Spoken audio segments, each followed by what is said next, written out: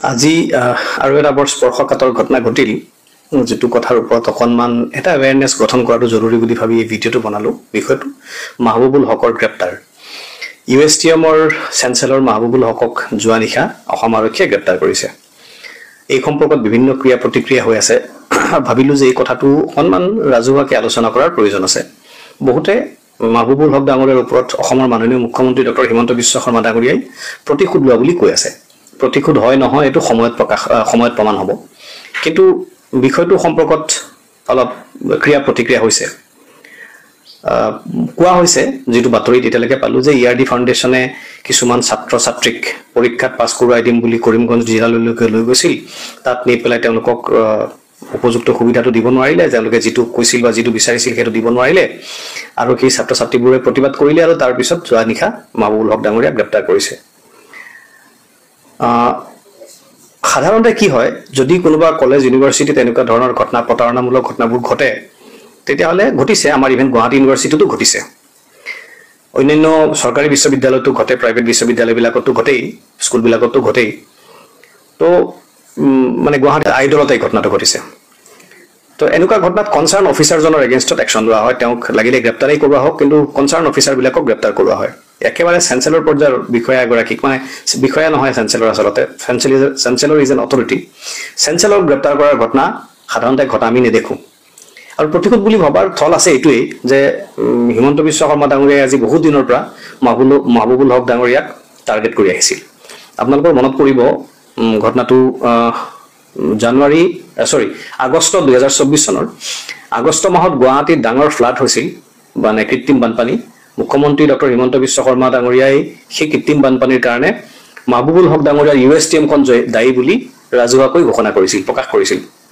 লগলগে প্ৰতিক্ৰিয়া হ'ল যে মেঘালয়ৰ ইউনিভাৰ্সিটি এখনৰ কাৰণে আৰু সেইখন গুৱাহাটীৰ এই নিযুত বানপানী হৈ আছে সেই অঞ্চলটোতকৈ বহুত দূৰত আপোনালোকে জানে বিস্তৃত ব্যাখ্যা কৰাৰ প্ৰয়োজন নাই কেনেকৈ হ'ব প্ৰতিক্ৰিয়া হ'ল মাহবুবুল হকৰ বিৰুদ্ধে মুখ্যমন্ত্ৰী একচন ল'ব বিচাৰিলে মেঘালয় গভৰ্ণমেণ্টক খুব প্ৰেছাৰ দিলে কিন্তু মাহবুবুল হক ডাঙৰীয়াই কি কৰিলে সেই সময়তে যেতিয়া মুখ্যমন্ত্ৰীয়ে তেওঁক চ্যালেঞ্জ কৰিলে মুখ্যমন্ত্ৰীয়ে তেওঁক ভাবুকি দিলে তেতিয়া তেওঁ দিল্লীলৈ গুচি গ'ল আৰু গৈ পেলাই বিজেপিৰে মুখ্যমন্ত্ৰীৰ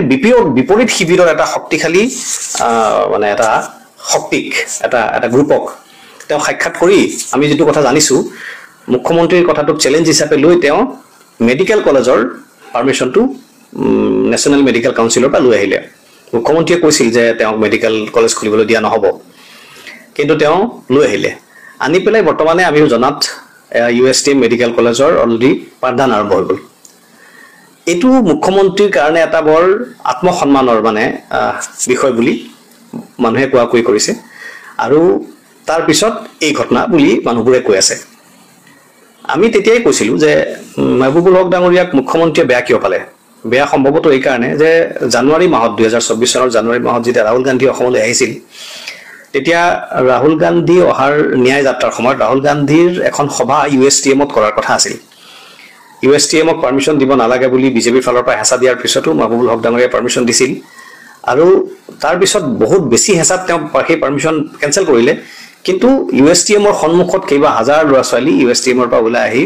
ৰাহুল গান্ধী জিন্দাবাদ হিমন্ত বিশ্ব শৰ্মা মুৰ্দাবাদ দিছিল গতিকে তাৰ পিছৰ পৰাই মাহবুবুল হকক মুখ্যমন্ত্ৰীয়ে টাৰ্গেট কৰা বুলি মানে বিভিন্ন আলোচনাত শুনা যায় সোশ্যাল মিডিয়াৰ বিভিন্ন আলোচনাত এই কথাবোৰ ওলায় আৰু আমিও তেনেকৈ ধাৰণা কৰোঁ গতিকে মুখ্যমন্ত্ৰীয়ে মাহবুবুল হকক আগৰ পৰাই টাৰ্গেট কৰি আছে আৰু যেহেতু এটা ভিন্ডিকটিভ চৰিত্ৰ মানে আমাৰ শাসনৰ শীৰ্ষত থকা মানুহবোৰৰ আছে গতিকে তাৰে অংশ হিচাপে মাহবুবুল হকক মানে সুযোগ পাই পেলাই জুৱা নিশা গ্ৰেপ্তাৰ কৰা হ'ল বুলি আলোচনা চলি আছে তেওঁৰ বিৰুদ্ধে যিকেইটা ধাৰা লগাইছে 318 সাবসেকশন 4 340 সাবসেকশন 2 তাৰ পিছত 336 সম্ভৱত সাবসেকশন 3 মানে ভাৰতীয় ন্যায় সংহিতাৰ মই এডভোকেটৰ লগত কথা পাতি গম পাইছো আটাইকেইটা হৈছে প্ৰতাৰণামূলক কামৰ ধাৰা আৰু তেওঁ গ্ৰেপ্তাৰ কৰিছে তেওঁৰ লগত তেওঁৰ ইউনিভাৰ্সিটিৰ বা তেওঁৰ ফাউণ্ডেশ্যনৰ কেইবাজনকো গ্ৰেপ্তাৰ কৰা বুলি ইতিমধ্যে বাতৰিত আমি দেখিছো এটো হৈছে এটা দিশ কিন্তু ইয়াৰ এটা আন দিশ আছে আন এটা দিশ আছে আৰু এই আনটো সেকেন্ডটো দিশৰ কথা আলোচনা কৰিবৰ কাৰণে মই ভিডিঅটো বনালো আৰু এটো সম্পৰ্কত আমাৰ মানুহৰ মাজত সচেতনতা মানে গঠন হোৱাটো প্ৰয়োজন আনটো দিশ এটো মাহবুবুল হক দোষী নিৰ্দোষী এটো সময়ত প্ৰমাণ হ'ব তেওঁক গ্ৰেপ্তাৰ কৰাটো জাষ্টিফাইড হয় নহয় এইটো পিছত প্ৰমাণ হ'ব আমি সেই সম্পৰ্কত এতিয়াই ক'বলৈ নাযাওঁ কিন্তু তাৰ এটা ৰাজনৈতিক দিশ আছে সেই ৰাজনৈতিক দিশটোহে আলোচনা কৰিবৰ কাৰণে মই ভিডিঅ'টো বনালোঁ ৰাজনৈতিক দিশটো হ'ল এইটো ইতিমধ্যে মোক ৰাতিপুৱাৰ পৰা কেইবাজন মানুহে ফোন কৰিছে বিভিন্ন মানুহৰ লগত কথা পাতিছোঁ আৰু প্ৰায় সকল মানুহে আৰু যিসকল মানুহে মোৰ লগত কথা পাতিছে 2-3 জনৰ বাহিৰে বাকী গোটেইখিনি মানুহ মুছলমান সম্প্ৰদায়ৰ এজনে মোক এটা ইনফৰমেশ্যন দিবৰ কাৰণে ফোন কৰিছে যে মাহবুবুল হক ডাঙৰীয়াক গ্ৰেপ্তাৰ কৰিছে আৰু তাৰ আমি এটা প্ৰতিবাদ কৰা উচিত সেইকাৰণে এটা মুছলমান এটা অনুষ্ঠানৰ এটা সংগঠনৰ কিছু মানুহ জড়িত হৈ আছে তাৰ লগত তেওঁলোকে গুৱাহাটীত এখন সভা পাতিছে সেই সভাখনলৈ মই যাব লাগে মই কৈছোঁ যে মই তাত নাযাওঁ মই যাব নোৱাৰিম মোৰ সঁচাকৈ কাম আছিল মই যোৱাটো সম্ভৱ নহয় প্ৰি শ্বেডিউল মোৰ বেলেগ কাম আছিল মই যোৱাটো সম্ভৱ নহয় আৰু সম্ভৱ হ'লেও মই নগ'লোহেঁতেন কাৰণ মই ভাবোঁ এই মুহূৰ্তত এনেকুৱা ধৰণৰ প্ৰতিবাদী সভা কৰাটো বৰ চেঞ্চিটিভ কথা কিয়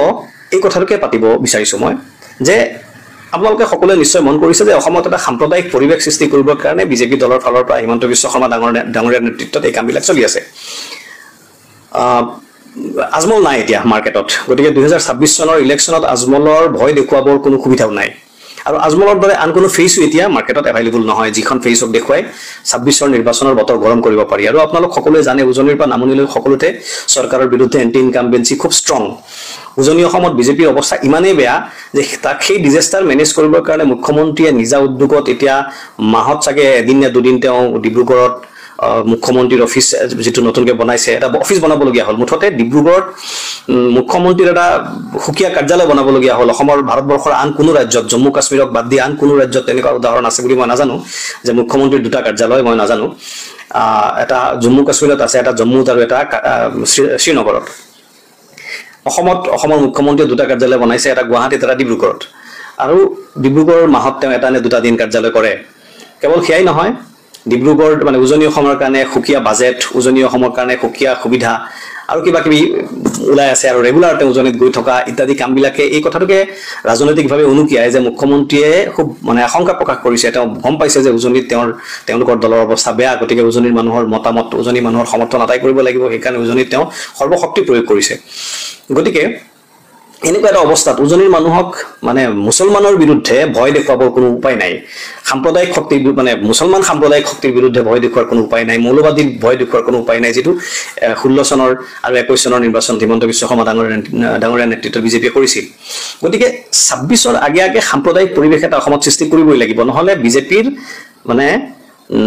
তেওঁলোকৰ নাইয়া পাৰ কৰাৰ কোনো উপায় নাই তেওঁলোকৰ সৰকাৰ আকৌ ঘূৰাই অনাৰ মানে মানুহৰ ওচৰলৈ যোৱাৰ কোনো তেওঁলোকৰ উপায় নাই গতিকে অসমৰ ৰাজনীতিত সাম্প্ৰদায়িকতাৰ বীজ খিচি অসমৰ মানে পৰিৱেশটো উত্তপ্ত কৰি তুলিবই লাগিব এইটো বিজেপিৰ বাধ্যবাধকতা সেইকাৰণে আমি ধাৰণা কৰিছোঁ যে সেইকাৰণেই ৰকিবুল হুছেইন ডাঙৰীয়াক টাৰ্গেট কৰি থকা হৈছে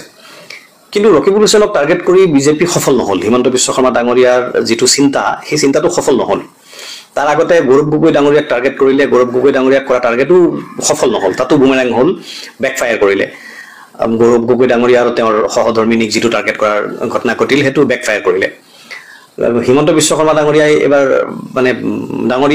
ডাঙৰীয়াক সমৰ্থন কৰা মানুহে ৰকিবুল হুছেইন ডাঙৰীয়াক আক্ৰমণ কৰিলে ৰাইজে ৰকিবুল হুছেইন ডাঙৰীয়াৰ প্ৰতি চিম্পিথি বাঢ়িল বিজেপিৰ চৰকাৰক মানুহে বেয়া পালে পুলিচক মানুহে বেয়া পালে